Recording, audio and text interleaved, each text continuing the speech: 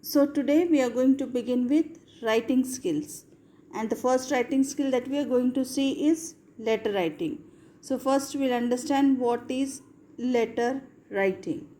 Letter writing here defines the exchange of written or printed communications.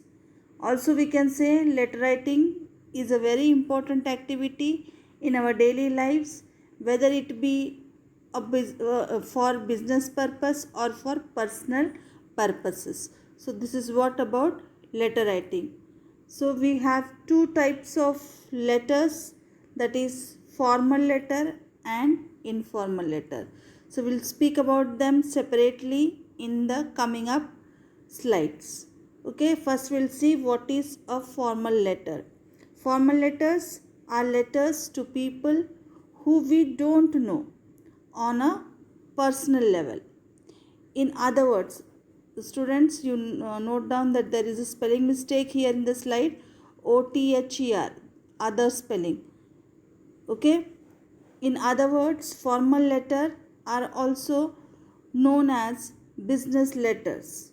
For example, we may write to find out information and apply for job. So these are all based on business level. So formal letters are based on business level. Once again I am repeating, there is a spelling mistake in OTHER as well as KNOWN should be here, known. Okay, so I hope you have understood this, what is formal letter. Next one is, what is an informal letter. An informal letter are letters of people who we know at our personal level. For example, our friends, our family members, they come under the category of people whom we know personally. So for them we write an informal letter. See in short what we have told about these two types of letters. Formal letter, they are about business or professional purpose. They are written in very simple language. So here like you have for business purpose and for professional purpose. Informal letters, they are used for personal communication. It can be your friends, your family members, and they are written in a casual or emotional tone. So this was about formal and informal letter. The difference you have seen. Now we are going to see the format of a letter. The format of a letter is based on 6 points. So what is the first one? First point is talking about the sender's detail. In the first point we have to write the sender's detail. So what you have to write in sender's detail? The name and address of the person.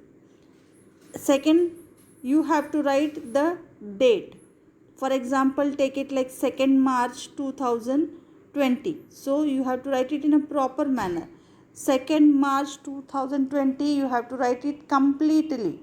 No shortcuts like what you do in your notebook. Okay, so this is about date. Third point, that is salutation. In salutation, like if it is an informal letter, you can begin with dear Atharva, like if he is your friend. So you can write dear Atharva along with his name, or you can even write dear bestie. Bestie here because he is your best friend, so you can mention it as bestie. Then if you are writing to your mother, your father, so likewise you can write here dear mother. Clear? So this is a format about informal letter. Next, fourth point that you have to keep it in your mind, the main part of the letter, that is the body of the letter, where you are going to put up your actual message, what you want to convey. Okay, so this is the fourth point.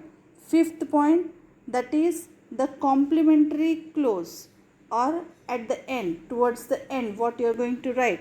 So because it is an informal letter, you are going to write yours lovingly, yours sincerely, such type of words you can use there. And last thing, below it you are going to put up your name and sign it there. So these are the 6 points which you have to keep it in your mind while you write the format, or while you write a informal letter. So this is the basic layout of the format of your letter. Clear? Next, what we have seen right now, that I have put up here in points.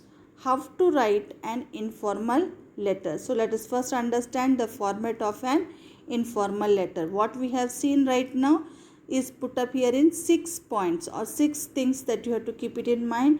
The first one is sender's detail. Second, it is the date on which the letter is written. Third, it is the salutation part. Fourth one is body of the letter.